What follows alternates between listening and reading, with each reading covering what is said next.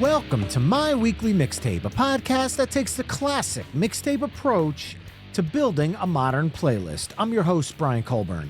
On tonight's episode, we are going to go back a few years, back to 2019, back to the Tunestiles days, and back to one of the most interesting interviews that I have ever been a part of. Back in 2019, Jay Sweet and I had a chance to sit down with Bill Manspeaker, who is the mastermind behind Green Jello, a group that I'm sure you remember for their claymation music video in the 1990s, Three Little Pigs. That is just the tip of the iceberg that is the Bill Manspeaker story. This interview, I will go on record immediately and say it's not safe for work. Let me repeat, it is not safe for work. So if you're at work and you're listening on your speakers, My Weekly Mixtape takes no responsibility on any repercussions you have for not listening to the warning I'm giving you right now. I would also not play this one in front of the kids, but beyond all of that, if you're just listening on your headphones, this is a ridiculously fascinating interview that Jay and I were both bummed was one of the ones that got nuked when Tunestiles ended its run. So I'm so glad to be able to present this to you. And I can also say this story goes up to 2019, obviously. We haven't talked about the last 6 years of the band because it was recorded prior to that. But I digress. This is an extremely fun and fascinating sit down, so I'm really excited to share it with everybody. But before I do that, if you like what you're hearing on My Weekly Mixtape week in and week out, you can help me out by either telling a friend about the show, leaving the show a 5-star review wherever you're tuning in, or becoming a part of the Patreon Mixtaper community at patreon.com/My Weekly Mixtape. There you'll find ad-free episodes of the show, gain immediate access to future My Weekly Mixtape episodes, hear exclusive bonus banter clips, chime in on upcoming show topics, and so much more. Once again, that's patreon.com/My Weekly Mixtape. And without further ado, I bring you the Tunestiles 2019 interview with Bill Manspeaker of Green Jello. Enjoy it. We are here with Bill Manspeaker, the punk rock puppet master for Green Jello. Howdy there, kids. Bill Manspeaker, punk rock puppet master, Green Jello.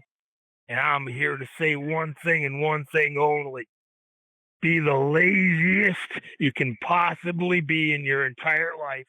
Never get a job and never own anything, because the more you own, the less shit you will do. What's up, everybody? How you doing? You are starting with the knowledge. I'm loving this. Dropping the truth. Right from the beginning. Oh, it's the simplest ever, man.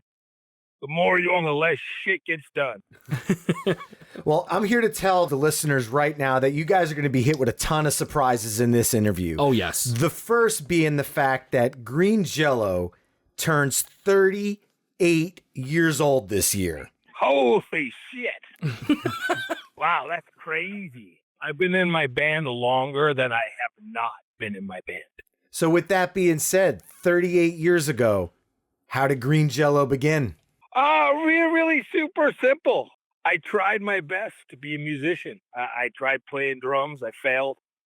Tried bass, failed. Guitar, failed. Sing, piano, you name it. Skin flute, I couldn't even play it. Everything I did was complete failure in music. In fact, I actually joined the choir in 5th grade.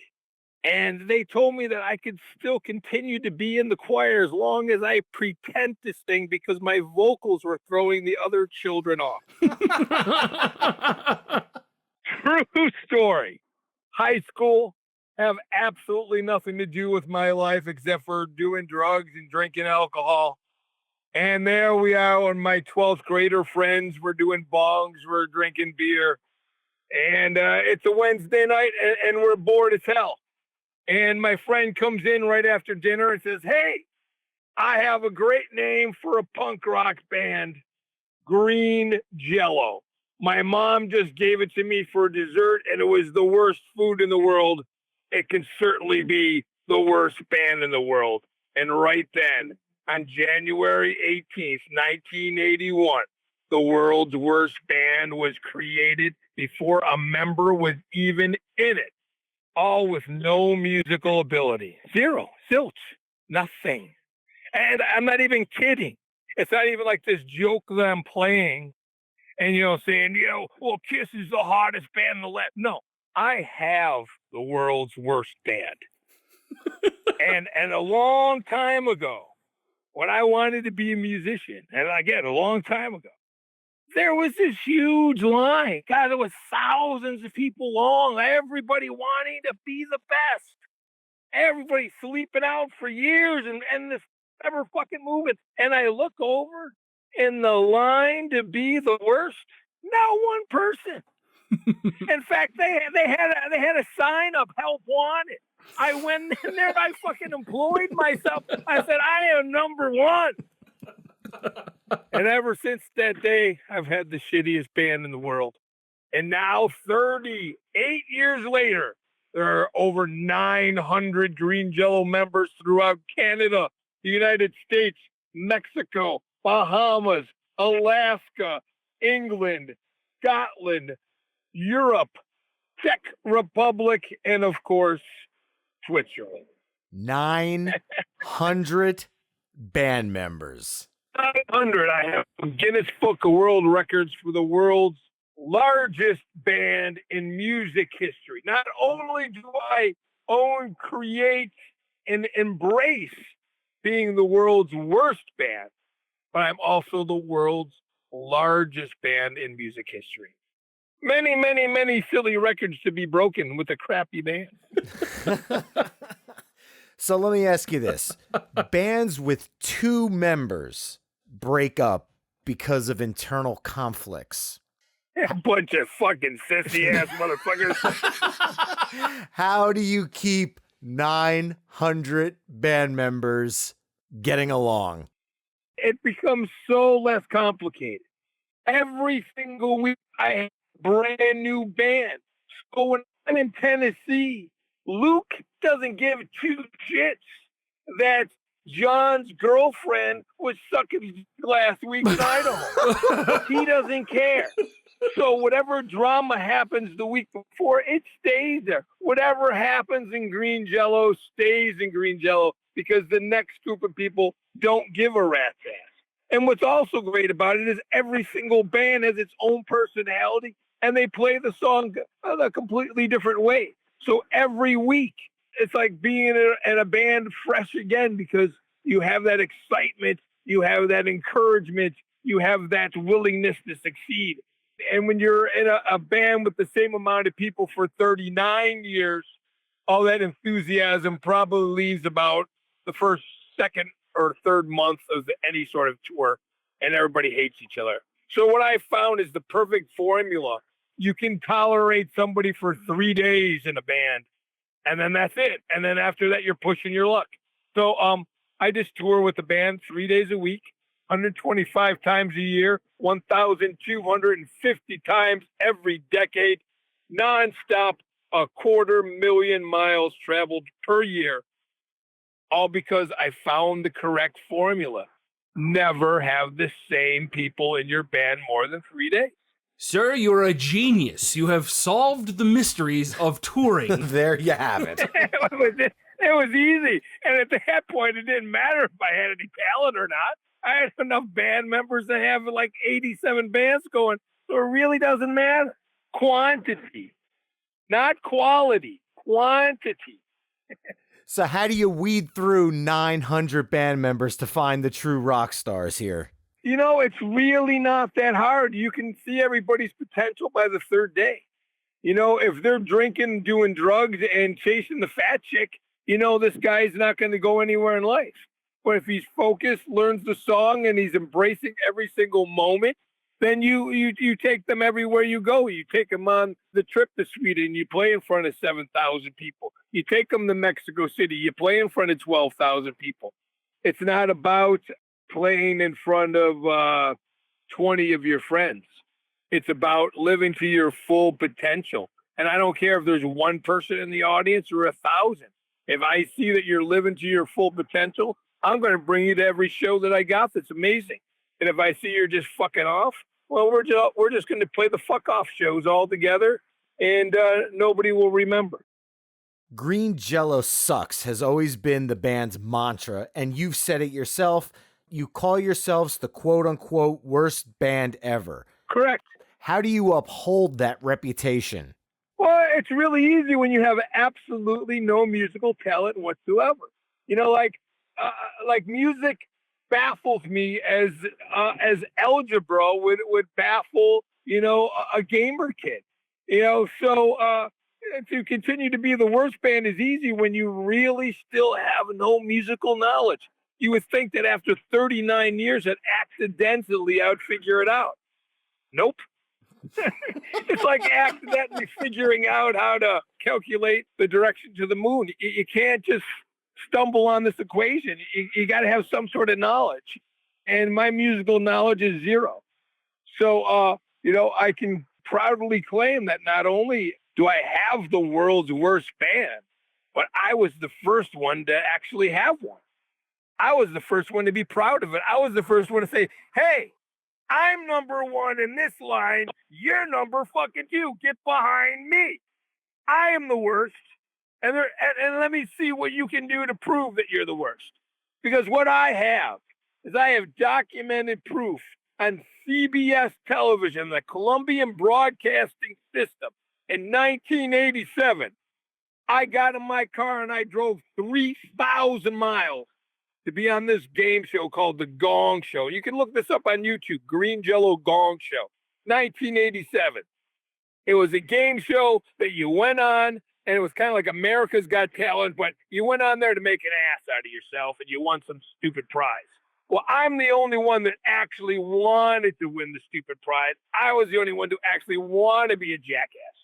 So I got in my car, drove 3,000 miles. I got gonged on national television. I won a year supply of Lee press-on nails, which, by the way, is a box, okay? I told all my friends they had Lee press-on nails for the rest of their life. Big truck shows up. I'm thinking, here's my payout, my Lee press-on nails. UPS guy comes out with one little box with 6 pairs of nails. All right? You want to talk about being ripped off? Wait until you get your prize for being the worst band in the world and you get gypped on Lee press-on nails. Let me tell you something. That is very hard to top. It is. I have the Lee press-on nails still to prove it. And I defy anyone that's out there to prove that their band has been the worst band in the world before 1987. I've been saying this for 22 years. So the next question I have to ask, Joey Ramone singled the band out Went as on well. public record saying that we were the worst band to ever play with the Ramones. How did you make that happen? Well, my friend, there's many ways to piss off the Ramones. So it's the year 1985. I'm doing lots of drugs. I'm doing a lot of alcohol at the punk rock club in Buffalo, New York. And I'm passing out flyers for my next show. And I decided they were having all this food for Africa stuff. So I decided that I was going to throw a concert to have desserts for the children of Africa. So after they ate their food, they could at least have some sort of dessert. So I'm passing out flyers for my Jello for Africa show. And some guy says, hey, man, can I go? And I said, no. He goes, I'll let you open up for the Ramones. And I said, sure, here you go. Literally traded him to sing on this stupid song about giving desserts to children for Africa. I actually traded him a position to play with the Ramones. And then later on, I made him my roommate. And then he let me open all the good shows. So again, here it goes. You don't have to be in a good band to open for these giant bands. All you got to do is get a roommate who's the promoter, and he'll let you do it for free. So now the logical question, Bill, is: are any of your former 5th grade choir members now members of the 900 Strong? No, they are not. I don't think any of those people from my choir class have any idea what I do for a living. In fact, if they did, I'm sure they would be appalled. That's what I was just going to say. I'm sure they would. That would be comedy in and of itself, though, right there, wouldn't it? Oh, yeah, nothing like choir class at Catholic school in 1972. So another interesting fact about Green Jello that the riders might not know is that you guys hold the record for the biggest selling debut record in England's chart history. Yeah, isn't that stupid? That's insane. Given the state of the music industry now, do you ever expect that to be toppled? Oh, no. In fact, when the United States record company was promoting it to the overseas record company, they actually flew the president of the record company out, for the weekend, partied him up in friggin' Beverly Hills, gave him drugs, gave him hookers, and, really trying to get him to push the record. And on the way to the airport, the president of the record company from the United States asked the president of the record company from England if he was going to start promoting that record. And the cassette was in the cassette player of the car rental. He pressed eject and threw it out the side view window. So the answer was no. Yes, and then it wound up being the biggest selling single in England's music history. Wow. Or a debut single. That means like a band that's never been on the charts. Of course, yeah. In which it appeared at number 5, and it actually went to being the number 1 selling single in the UK and, of course, in America. So everything in the Jello universe is stupid. Yeah, well, that too. Yeah. just pure stupidity. That's it. When you guys were originally signed to Zoo Records, that even happened in an untraditional manner, meaning the rep never even friggin' heard you guys. Let's talk about this for a second. Never heard my band, never saw my band, had absolutely no knowledge whatsoever of what I did. And I'm sure inquiring minds want to know, how exactly did that happen? I would say aliens. When I first got to town, I was working at a record store, and I told my friends that I drove across America to be on a gang show, to be humiliated, to win these lead press-on nails, to prove I had the world's worst band. Of course, everybody thought I was insane and I was making it up, except for one guy, who later on got a job at a record company. About 2 years later, he messages me and says, "Bill, I'm having lunch at the corner of Sunset and Vine with the president of the record company and the staff. Come by like you haven't seen me, and I'll introduce you to everyone." Hop on my bike and zoom down there. "Oh my God, Kevin, I haven't seen you since the record store. Oh my God, how are you? Oh yeah, handshakes. Oh yeah, kisses. Oh, this is Lou Malio, the president of the record company. Hi, Lou. How are you doing? Kevin tells me that you have some band." I said, "Yeah, I got Green Jello, the world's worst band. People throw food at me. I dress up in costumes. People yell that we suck. I drove all the way out from Buffalo, New York to be on the Gong Show. I got gonged to be humiliated to prove I'm have the world's worst band." He looked at me in complete amazement and said, "How much you need to do your project?" And I said, I need $60,000. And I just blurted out this price because my cousin happened to be selling her house for $60,000 at this point in time. And so I said, $60,000. He picks up his phone and says, "Chris, write Manspeaker a check for $60,000. We just signed Green Jello." And I got a record deal before they ever heard my band, saw my band, knew anything about my band. On my first handshake, I walked, I left, I came home with $60,000. A year later, I sold 14 million songs. Well, obviously, the gentleman at the record label knew something. He said, "We're either going to sell 1 or 1 million. We also have to talk about the casual music listeners out there, the people that don't dive into music nerdery like Jay and myself do, might not know this next information, but to fans of Green Jello, this is going to be common knowledge, so I apologize in advance about that. But there is a big connection between Green Jello and Tool. Oh, of course, yeah. And I kind of want to talk about that. Sure, talk all the way, all you want. Danny was in Green Jello for years and years and years. I had a good friend named Adam who used to come to all my Green Jello shows, and he was a special effects artist that was working at Stan Winston. He was trying to get me a job over there. And Adam would come over all the time, help me make costumes. One day, his friend from Michigan moved to town, Jim, brought Jim over and said, "Hey, Jim, this is Bill. Bill, this is Jim. He needs a place to live." I was the guy that always gave somebody a place to live, and he immediately moved in, joined our band, and we had a big giant loft in Hollywood where everybody came over and we played music and we made art and we had parties. And Jim had lived at the loft for a couple months, and he had joined Green Jello, and he was singing along, playing drums with Maynard and making costumes with Adam, his friend. And one day I came home with this check for $60,000 from a record company, and Maynard and Adam were home at the loft, and they immediately said, "Hey, let's start our own band." And Maynard and Adam immediately started a band called Tool. And the first song that they wrote was called Maynard's Dick, which they wrote right then in front of me. And I was going to throw a big party with all the money that I made. And Maynard said, "Okay, can my band play at the party?" I said, "You don't have a band." He says, "Well, I'm going to make up one for the party." And I said, "Sure." So we got Danny to play drums, and this guy, Paul Demore, was over playing video games, and he got him to play bass. And next thing you know, they're playing my party, the week after.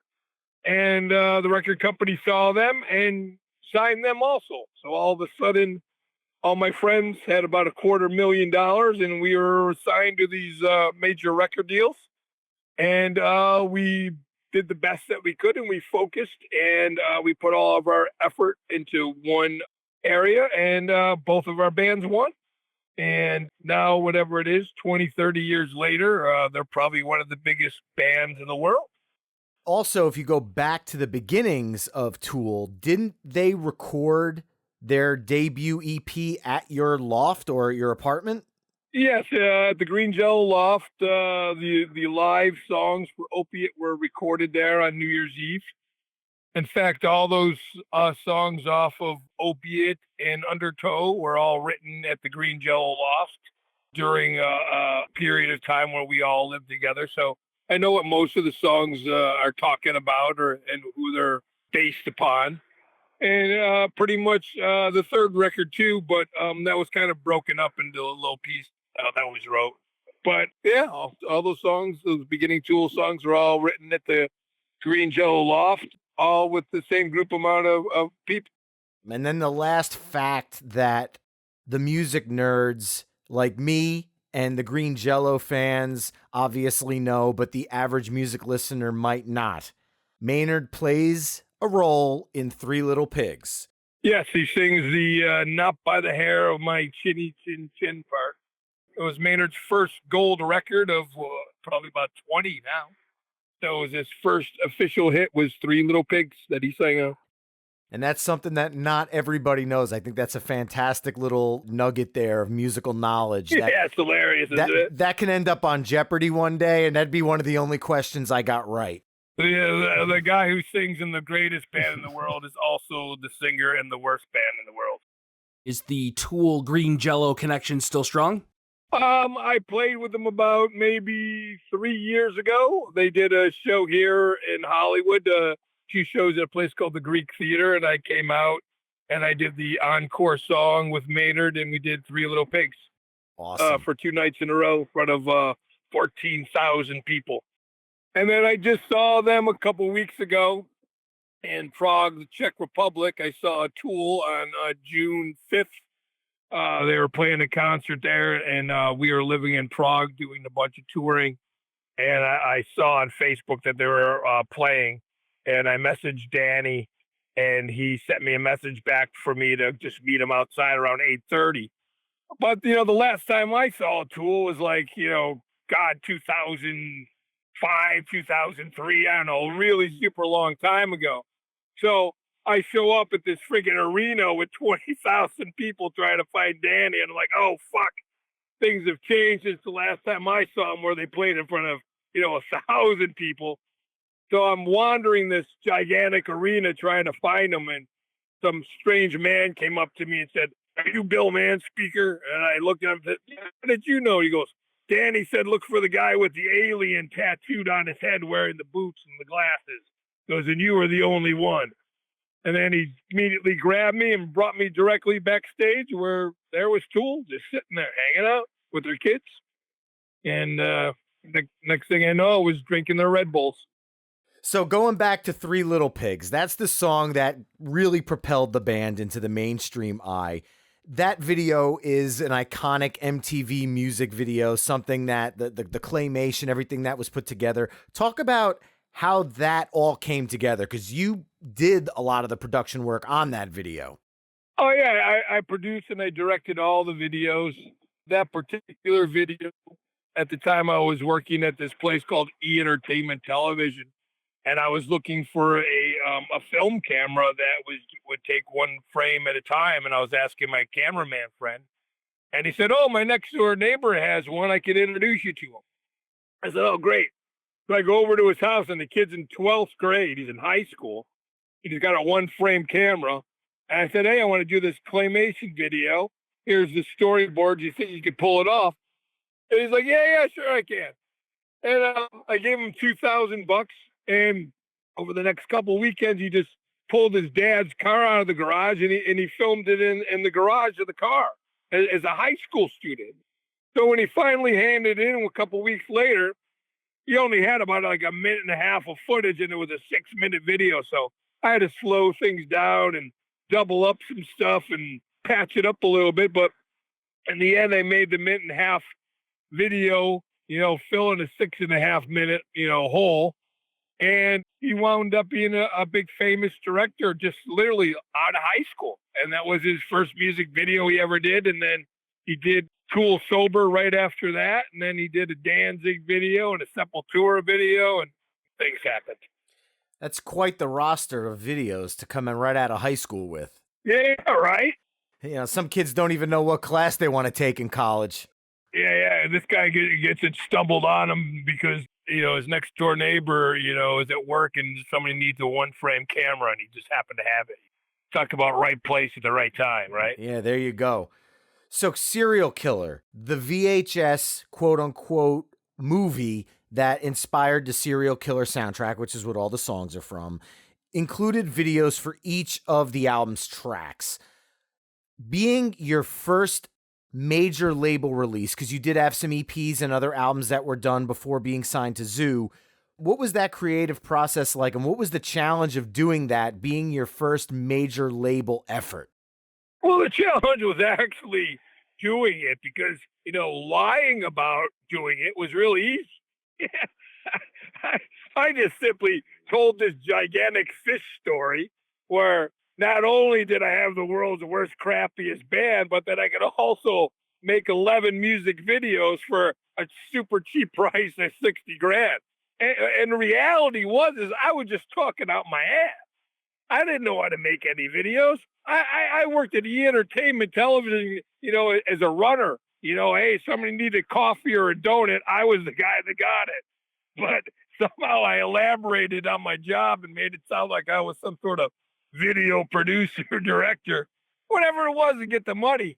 And then all of a sudden I got the money, and I'm like, realized like, oh, fuck, I got to do this shit now. And so I went and, I got 11 music videos to do. The first one I start off is a song called Serial Killer. And it literally took me 2 months. 2 months of filming, 2 months of lighting, 2 months of editing, 2 months of stress. By the end of it, I thought I was going to fucking die. And I still had 10 more to go. And I was like, oh, fuck my life. What was I doing? Why did I tell these people that I could do this? I hate this. Oh, my God. And so finally, it just came to this choice. Is like, I could no longer hopefully just make all these music videos on the weekend with my friends, that I would have to actually quit my job and focus and actually do this. So on March 17th, 1992, I quit my job. And every day, all I did, every day, nonstop, was I shot videos, I lit videos, I edited videos, I directed videos, I produced videos.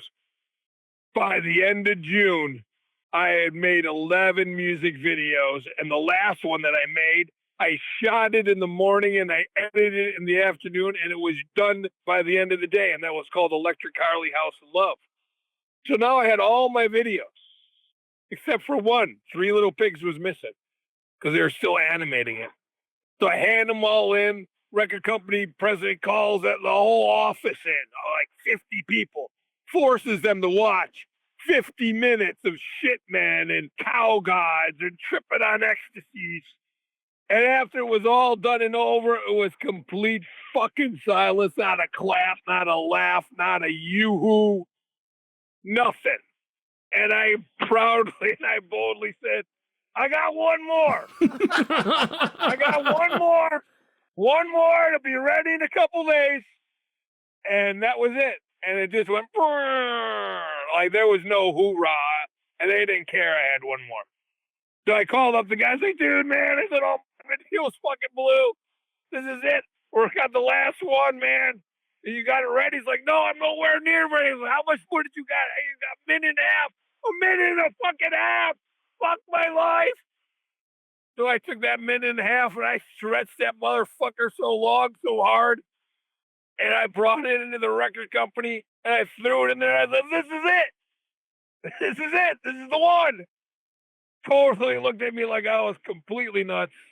Press play. And by the end of it, he was like, that's your motherfucking hit song, Willie. This is your million. You fucking did it. And within months, 14 million. Generated over $25 million within 1 year. And I could say that my money's part of that bunch, so you're welcome in that. Thank you. Thank you for me not having a job since 1992. Well, there you go. For me, being the music nerd that I was all the way growing up, Serial Killer was one of those redefining musical moments because it was my sense of humor at the time, based with heavy music that I loved.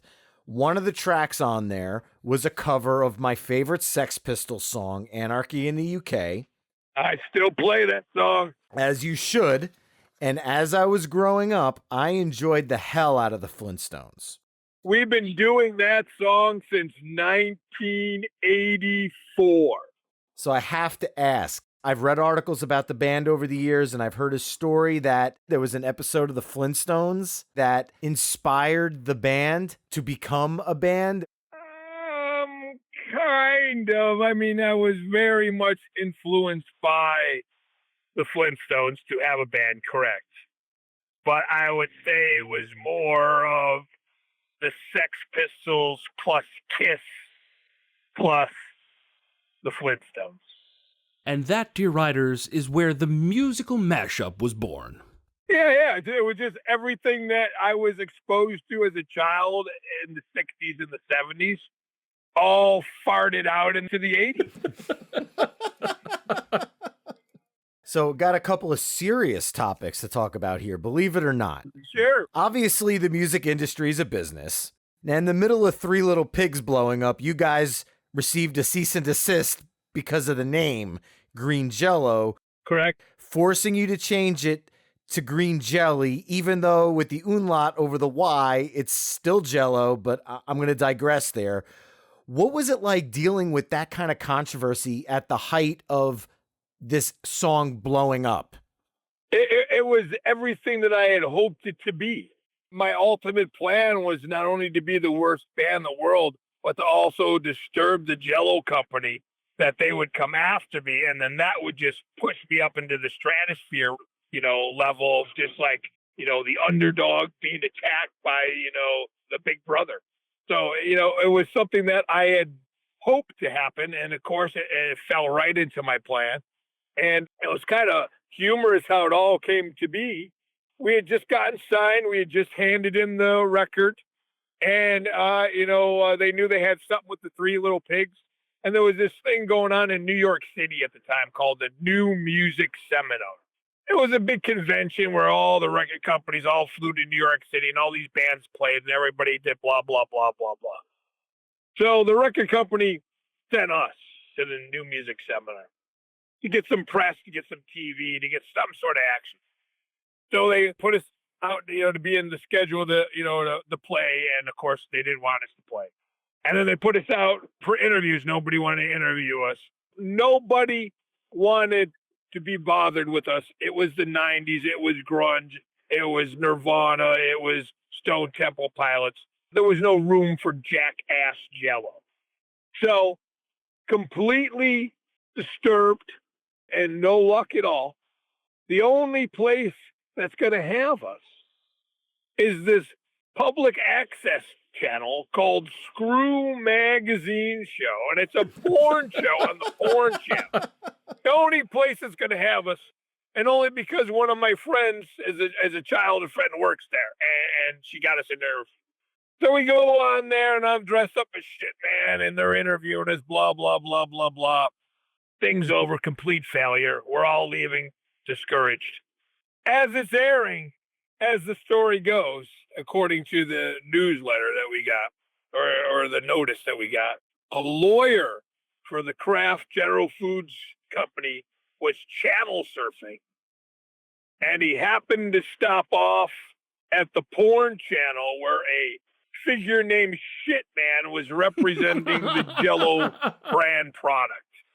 And that for us to immediately cease and desist any action of any sort of Shitman being associated with their product. And whatever it is, decades later, the emoji Shitman is a $1 billion thing. And of course, Bill Cosby got in all kinds of trouble. So they were just wasting their time with me, but they fell into my trap, and I got all that free publicity, and I sold 14 million records. So ha ha ha. Yeah, so it definitely goes to prove that no publicity is bad publicity. Right, exactly. And you know what? And on that same day, as we left discouraged from the porn magazine show, the only interview we had, and we're walking down friggin' Madison Avenue in New York City with our costumes, what building do we pass? Marvel Comics. No, you didn't.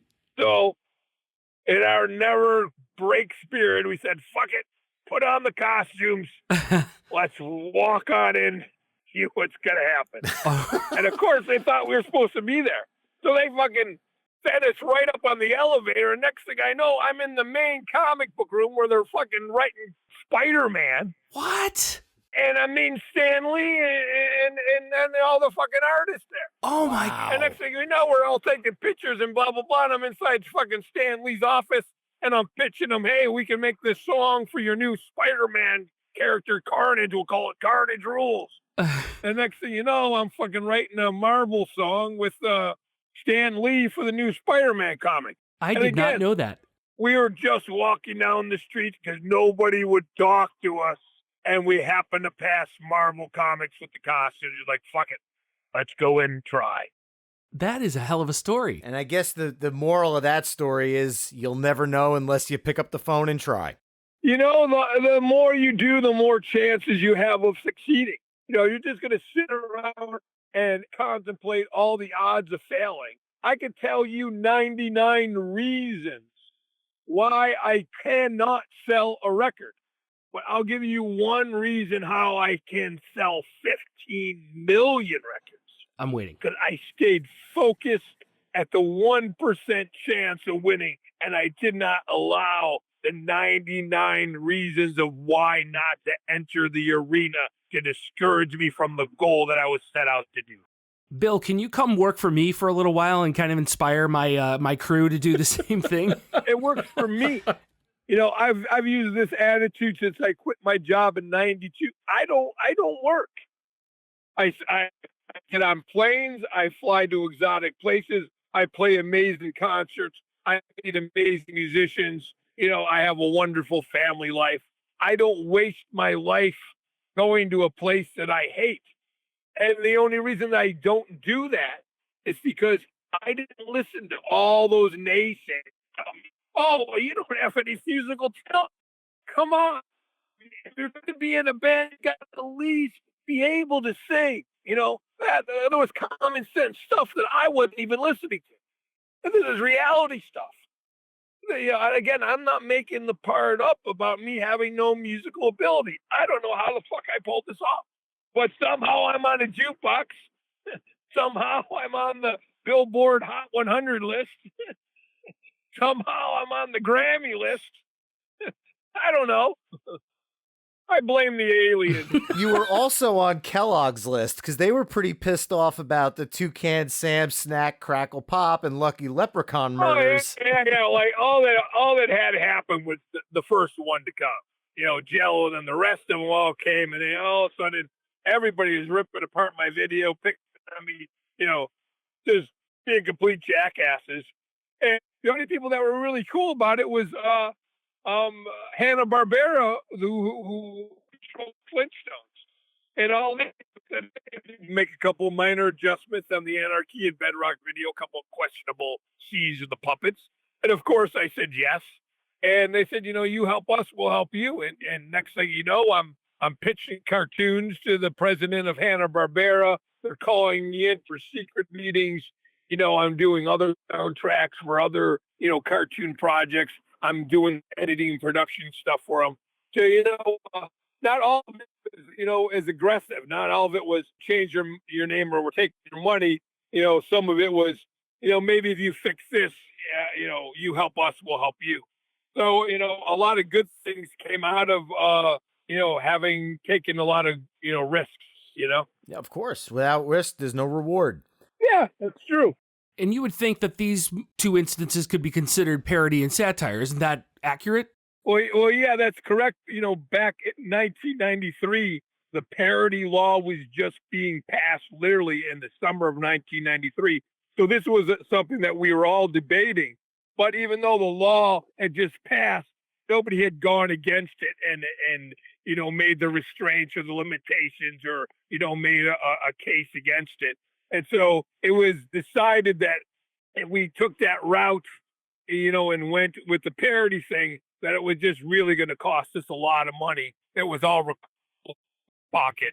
You know, the record company was willing to put up all the money that I needed to fight it, but mathematically, I would have just wound up with nothing, and I'd be working at the Walmart right now. And pick and choose your battles, right? Yeah. So I would much rather call it Jellÿ and not have a job than call it Jello and be working at Walmart. Yeah, there you go. There you go. So there was one other instance with that album because it did bring with it a lot of controversy. I'm going to go back to a band that I'm sure you've heard of. They're called Scatterbrain. They had an album out that had a song on it called Down with the Ship. And that song included tons of riffs done in a satirical nature. The first time I heard Electric Harley House of Love, I assumed the same thing went for Enter Sandman and it would have fallen under the same category, right, based on the lyrics you sang immediately after the solo section. Right. So I have to ask, what brought up that instance with Elektra and Metallica and the whole nine yards with that song? Well, it came to be like, you know, we had the hit song and they were looking for a second single. And we had, you know, stolen the Metallica riff. And so the record company actually contacted Metallica and asked them if they wanted to be in the video. And they said, oh, sure, we like Green Jello. We'd love to be in the video. Send us the song. And they sent the song, and then they heard the riff that we stole. And then they told us no, and that we owed them money. Oh, oh, wow. So they never showed up in the video, and I had to pay them $10,000. Oh, jeez. But then on subsequent releases, it was edited very well, let me tell you. For the new releases, right, you wouldn't know. But knowing that it is Enter Sandman, you can go back and listen and be like, I see where they cut the guitar there. Yeah. Yep. $10,000 and fix the song now. Oh, man. And no, we're not being in your video. So you didn't get a duet with Metallica, but you did get one with an unlikely duet, if I might say, with Hulk Hogan on a cover of Gary Glitter's I'm the Leader of the Gang. That is correct. That was a top 40 hit in the UK. Yeah, it was. It was my third hit song in Europe. Third. There's got to be some interesting Hulkamania stories you have from the Green Jello universe. How was that all? How did all that go? Well, it was real simple. We were selling, again, the whole story about the president of America trying to get the England president to put out the record. He said no, threw the record out the window. They released it. It wound up being the biggest selling thing, blah, blah, blah, to all their surprise. So they flew me over there, and for like a month, that I was just living in London, and I was on TV shows and radio stations, and I just did all this press every single day. So one day, I'm literally just sitting in the hotel, and I get this call. Hello, Bill Manspeaker there. And I'm like, that's me. Hi, Bill, this here's Hulk Hogan. I'm like, all right. Hi, Hulk. I'm in town doing a wrestling show. Real big fan of your band. I don't know if you've known, but I used to play bass and was in a band a long time ago. Anyways, I want to record a new song with you. I'm going to send out a limo, pick you up, bring you to the show. We're going to party afterwards. We'll talk about it after the show. Like, Hulk Hogan, you're sending the limo, you're picking me up, and we're going to party, right? Yeah. I said, okay, yeah, sure. So I hang up the phone, and I've been in England for a month. I've seen these candid camera shows where they set up people and make them look like asses. They're fine. You want to put me on one of these shows? I'll play hard. No problem. Hulk Hogan's coming to get me. Yeah. So I'm waiting. All of a sudden, ring, Mr. Manspeaker, your limo's downstairs. I'm like, fuck. All right, let's do this. Get in the limo. No Hulk Hogan. I was like, all right, I got you, fuckers. I know what's going on. Ain't no Hulk Hogan in this limo. Also, we pull up the Wimbledon Stadium. Doors open. We go inside. There's 100,000 fucking people. Oh, cheering. Door opens up. Fucking Hulk Hogan's on the other side. I'm like, what the fuck? And his hand's out. Like, shake my hand. Let me get you out of the limo. So I shook his hand. He pulls me out. All right, Bill, this is what's going to happen. We're going to go out in the back, go to party. We're going to get back here. We're going to go to Planet Hollywood. We're going to party like fucking madman. All right, cool. Boom, he goes out of the mat. He wins. The whole place erupts.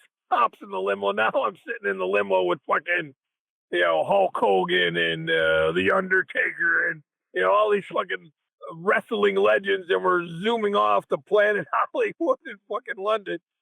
And next thing I know, I'm at this big giant buffet. We're eating and drinking and doing drugs and partying. And next thing I know, Simon Cowell from American Idol fucking appears.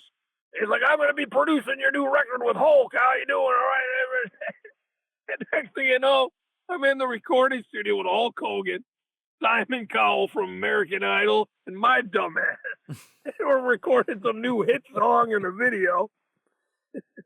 And there you go. Actually, I would have never put Simon Cowell in that picture. That right? just Even crazier, right? Simon Cowell and me. Okay. All right, Bill, let's do that. Let's do that again one more time. Come on. Let's see it. All right, here we go. 3, 2, 1, go. Come on. No, Bill, hang on, Bill. Try to sing it on key. What's on key? All right, here we go. Come on. Stop. So the big question here is Hulk Hogan or Simon Cowell, 2 of the 900 current band members? Yes, they are. Of course they are. You don't escape being in Green Jello. Once you're in, you're in, right? You're in, man. You're in. It's like Lay's potato chips. So outside of the Green Jello universe, you've also done a lot of stuff within music videos, including Weird Al's Jurassic Park claymation video. Oh my God, yes I did. That's amazing. Good for you. You also did some stuff with Manson, Tupac. How did all those things come out of the Green Jello kind of stratosphere there? Well, all of a sudden, I literally had millions of dollars. So I went out and I spent $946,000 on video production equipment one day. And I bought editing bays and television cameras and lights and sound stages and everything that you can imagine, animation studios, graphics. And I opened up my own production company. And for 5 years in a row, all I did was make music videos for bands and commercials and television shows. And I was working at E! Entertainment Television until March 17th, 1992, and I was making $300 a week. Now my job that was paying me $1,200 a month is now paying me $6,000 a month to come over and rent my facility. I'm doing nothing. I just got a pay increase 5 times the amount, and I'm doing nothing. So for 5 years, all I did was make other people's music videos and their production stuff, and just a lot of like TV commercials, TV shows, and music just for Hollywood in general. And then following that, Yes. I'm telling you, man, this story is so interesting to me in so many levels. In 1997, you met the legendary Doc McGee, who, to people that saw Motley Crue's movie The Dirt on Netflix, knows who we're talking about. But beyond managing Motley Crue, he managed Bon Jovi, Skid Row, and the Scorpions, a lot of the big 80s bands. Yeah, all the 80s bands. Yeah, somehow meeting him connected Green Jello and Kiss for their 1997 reunion tour? Yes, Doc was one of my partners in my production company. I met him through Lou Malia, the president of my record company, and we instantly became friends. And Doc set up his whole agency right inside Green Jello. And one day he said, I just got a call from Gene Simmons. He wants me to go meet him and Paul. And they want to talk about this Kiss reunion thing. And so he went and had lunch with them. He came back with Gene and Paul and brought him to Green Jello. I showed him around. And then from that moment in time, Peter, Gene, Ace, Paul, the entire Kiss crew and Doc McGee were at my building every single day for at least 8 months. And all I did every day is I produced Kiss videos and photo shoots, and we set up tours and rehearsals, and the entire launch of the Kiss reunion tour in the mid-90s was all done at Green Jello 100%. And obviously that was a massive tour. Oh, yeah. By any stretch of the imagination. Oh, yeah, nonstop. I was supposed to be part of that whole thing. I was supposed to be the director to the live video, but at that point in time, my 24-year-old son, he was just born, so I didn't want to be that dad, so I just passed on the Kiss thing, and I just stuck with the production company thing. But yeah, they've been on tour since the day they left my office in 1997. Well, after that, there was a bit of a hiatus for Green Jello, and you went and owned and operated the Qtopia Hollywood nightclub, and you did other ventures for several years. From 95 to 2000, I owned the production company.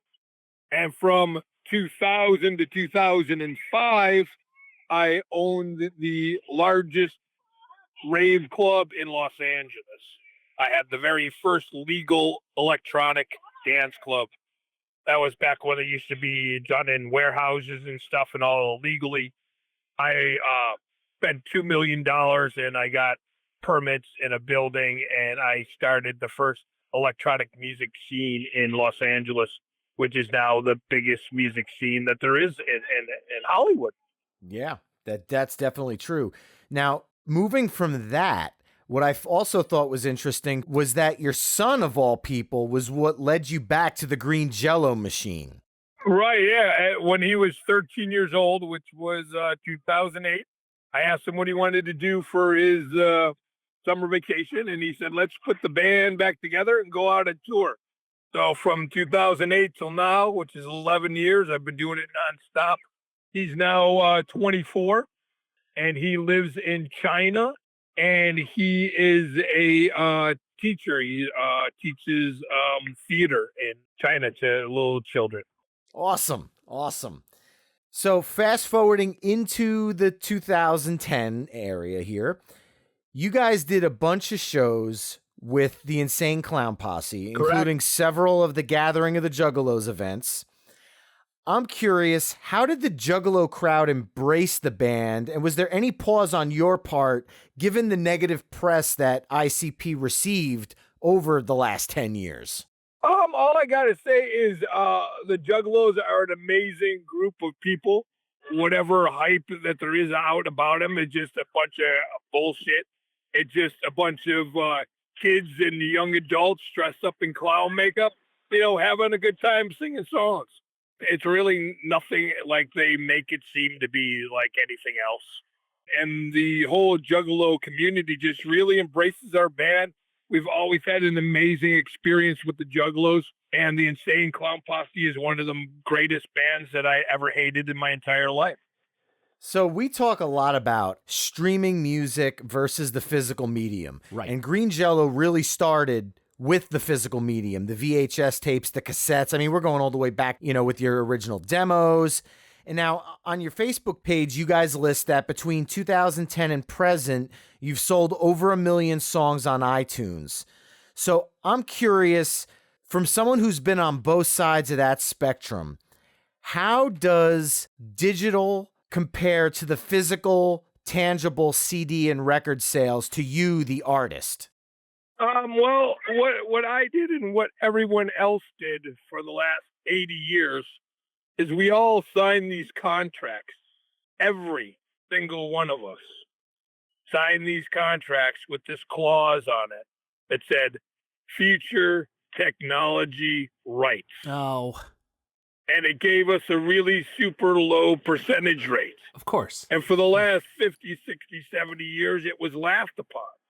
And because all there was records, there was cassettes, there was 8-tracks, anything else was a pipe dream. Right. And so now you don't have to press a record. You don't have to ship a record. You don't have to do nothing. You buy the record and it's digitally downloaded for $1. They pay the artist 1/10 of 1 penny, and then they keep the rest. So out of that 1 million songs that I sold on iTunes, I got 10 grand, while the record company got $990,000. Wow. So every time that you hear that when you steal from the internet, you steal from the artist, that is the greatest lie that was ever created by the music industry, to make you feel guilty into buying their CD that they stole from the artist. And they're going to keep all that money. You weren't stealing from the artist. You were stealing from their hooker and cocaine account. The artist never gets that money. They had this technology in the 50s. They just didn't have everybody in the world applying to it. And they knew that someday they would. And so they got all these chumps to sign away all their rights. So now, these record companies, they don't have to pay nobody anything. And the fractions of the money that they pay them is nothing. And they don't got to manufacture. They don't got to distribute. They don't have to do anything. It's all a download.